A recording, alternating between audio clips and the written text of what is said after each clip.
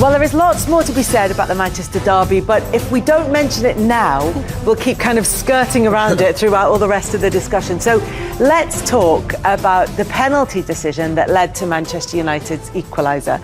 It comes through the offside decision that led to the equaliser. So it comes through to Bruno Fernandes. Looks like Marcus Rashford may have played the ball. In the end, he hasn't touched it, and so he is not deemed to be offside, even though he was in an offside position.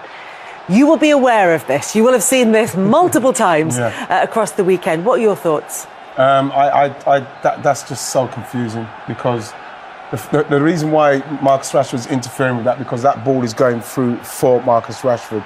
You look at Akanji, and Akanji's actually trying to play him offside. And the only reason why he's doing that is because Marcus Rashford is in a position where he's trying to interfere with what he's doing there. So interfering is not in the wording of the law, but if the first one... He has to react to the player in an offside position is only penalised for becoming involved in active play by either preventing an opponent from playing or being able to play the ball by clearly obstructing that opponent's line of vision. I mean, you could argue that with Akanji, that he was between Akanji and the ball. Yeah, but he ran across Akanji. And making an obvious action which clearly impacts the ability of an opponent to play the ball, which, again, you could argue that he did with Akanji. Yes. So, yes, I mean, the kind of... The other way of putting that is to interfere with play. But even by the wording of the law, has Marcus Rashford acted in... Has he covered both those criteria, actually? Yeah, for me. Yeah. In the way that the ball's going through to Marcus Rashford, man. He's played for him. Akanji's tried to keep him offside because he knows that if he doesn't, Marcus Rashford in his form is probably going to go and score. Marcus Rashford is now offside. Yeah. Now, they're saying because he hasn't touched it, that should not make any difference because that was for him. Then... If they are going to play it on, then he actually runs across Akanji, so Akanji can't even get to tackle him anyway. And then the goalkeeper is reacting off of the fact that Marcus Rashford is coming through on goal. Yeah. And then right at the end, you see it, and then all of a sudden, like, Bruno Fernandes comes and finishes it, and you think to yourself, why has it got so complicated? Yeah. We know that Marcus Rashford, that is all about Marcus Rashford, the ball through. So why can't we just put the flag up? He's offside, everybody goes. Well, the assistant did put the flag up, and that's why they went and looked at it again and decided that it wasn't offside because Rashford hadn't touched the ball or even made an attempt to play the ball, which maybe would have changed things. He's interfered with Akanji. They don't know the rule, it looks like. Yeah. It's so confusing when it shouldn't be. Why have we made it up where, because Marcus Rashford hasn't touched it, yes, we can play on. We're not going to put the flag up now. We'll wait until they go through, then we'll put the flag up when he touches it.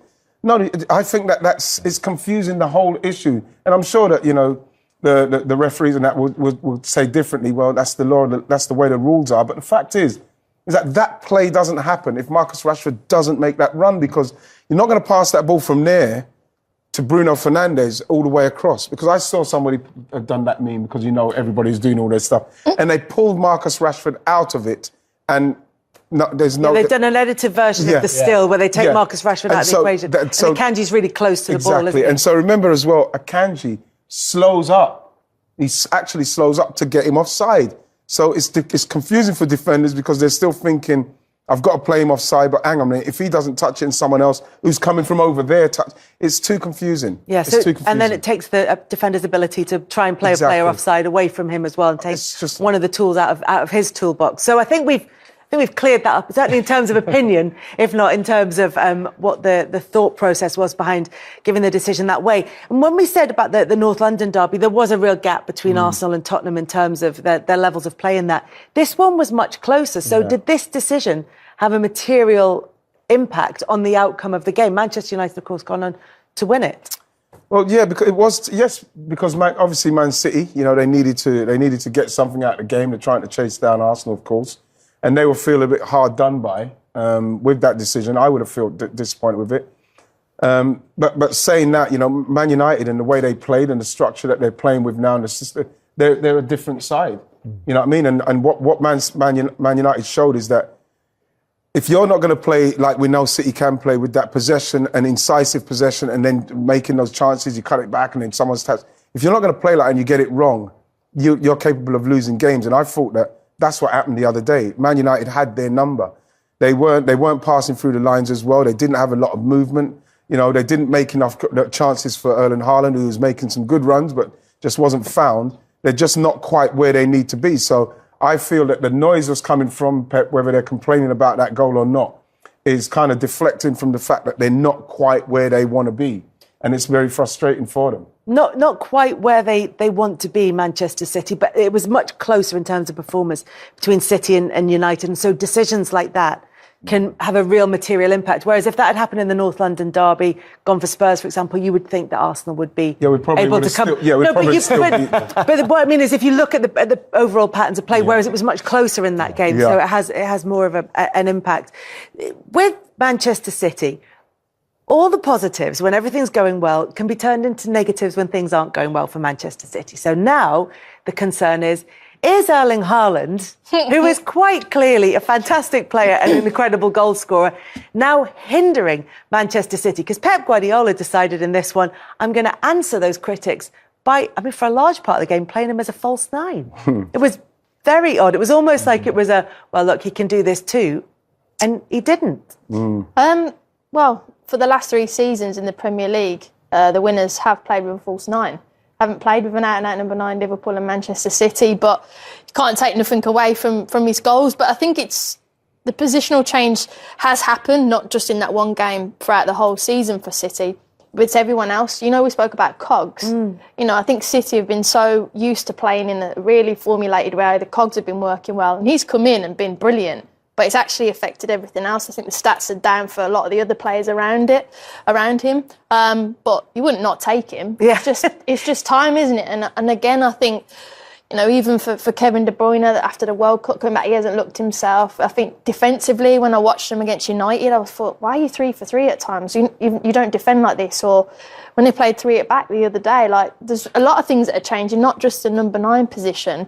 I think all of us can't put our finger on it, but maybe we're speaking, the expectations from us for Manchester City maybe is so high because they've been so perfect for so long, and is that attainable?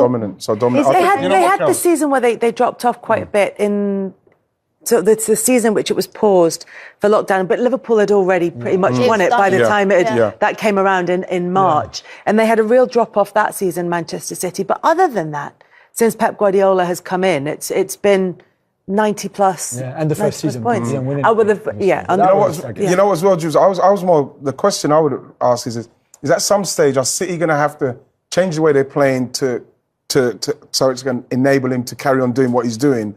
Or are you going to honestly try and change the way that Erling Haaland plays, which is a phenomenal goal scorer who plays on the shoulder, but you're looking at Man City players who are not still recognising that there's space behind for him to exploit, and they're still passing the ball around in situations and in that third of the pitch, just past the halfway line, where he starts to make his moves, and they're not looking for him. So I think that at some stage, that's the question, is that are they going to have to play differently instead of this possession football? They need to get it to a certain place, and then they need to start spinning it in. Our mate Jill Scott. Yes. She actually spoke to me about the number 9, and she said at City, when they've got an out-and-out number 9, they are only they have to stay central at all times, and they can only come to feet and set. They don't do channel runs. He has to always stay in those spaces. He doesn't, and that's weird because, as you mentioned, Haaland's strengths are at times spinning. Yeah. You're seen as a high line, and why have we not played him? But I don't think their City's formula, what Jill was saying, was they stay central and they only come to feet, and then the rest of the time you get in the box and you get the tap-ins. Yeah. So don't get involved in the build-up. But the thing is, they talk about a low-touch striker. He had 16 touches, scored a hat-trick against Forest. Yeah. Same 35 touches, scored a hat-trick. He's not about the linking up play, but talking about City and the way they play.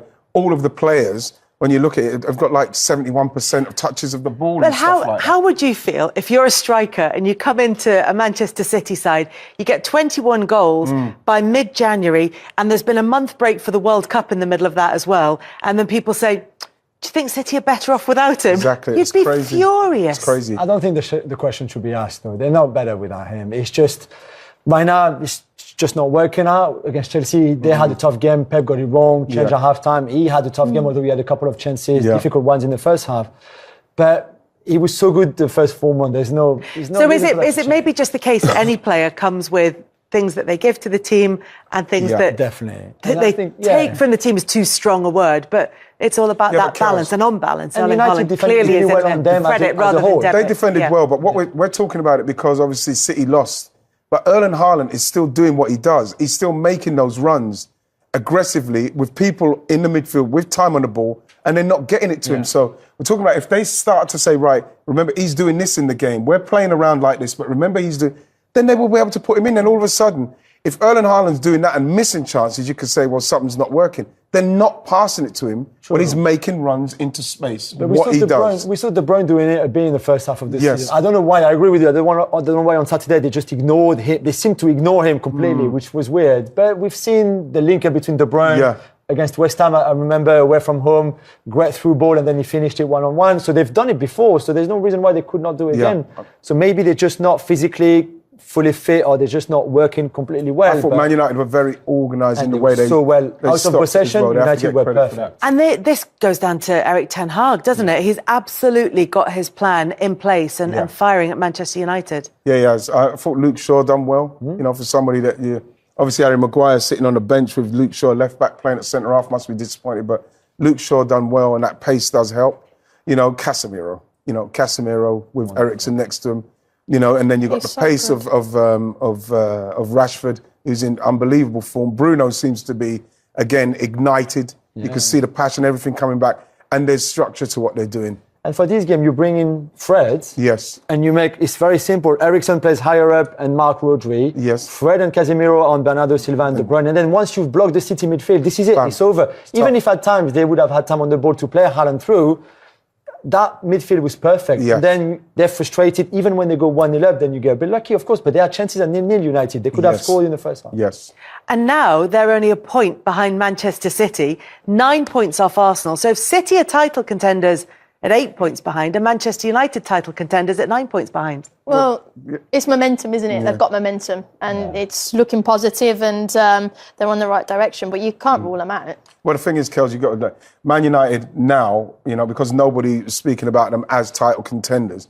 Man United now, all they've got to do is say, right, we're just going to win our games. They've got to beat Arsenal next week if they've got serious ambitions to try and really put themselves in for a charge. They've got to beat them, and then they've got to hope that Arsenal slip up. They've got to hope that City continue to play like they're playing. And then it's up to them to take advantage. Then all of a sudden, the pressure turns towards Man United. But yes, they are. They are involved, Man United. Newcastle level as well, but they've played a game more. Yeah, and the goal difference, though. There's plus 20 between City and Arsenal, who are plus 28, and United only plus 8. So that's an extra point, really. Right now, it might change. It's a big swing, though, but right now it's an extra point for United are involved, I think. Yeah, it's all feeling right for Manchester United. And we were talking about the importance of players developing under coaches. And that seems to have happened for Marcus Rashford as well. Where he sort of was a bright prospect, and then it seemed to dip for him a little bit. Now he looks like he's very much back in the groove. Yeah, but when he got involved, he was with Van Gaal. And Van Gaal, you would have thought, would have coached him. He was young and he was bringing him through, and he was doing that, scoring goals because he was such a precocious talent and everything was happening. But then after Van Gaal, with the managers that he had no coaching, he had injuries, he's playing loads of games, especially under Solskjaer. You know, it's the most, he has injuries and form, of course, you know, with nobody actually coaching him and how you're playing. And when you can see now, he looks like somebody who is well coached and knows exactly what he's doing. And now he's thriving, his confidence is thriving. And remember, last season is the first time he had a proper rest and a break, and now he's back. And it's natural that he should be doing this now. People giving him the stick that were giving him, Kels, you know, it was unfair because we're a young player developing, so many managers not being coached, with everything what was going on in his life, what he was trying to do. Everybody's saying, oh, it's because that's why. It's not why.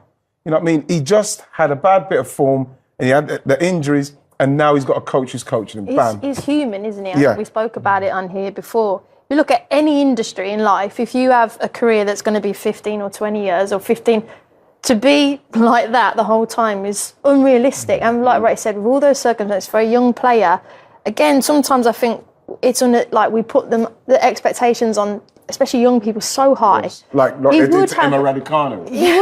Don't let me started on that. Well, that's for our tennis podcast when we go off and do that afterwards. Kaz is absolutely right. The amount of pressure you put on young people, it's unfair. But I also wonder if there's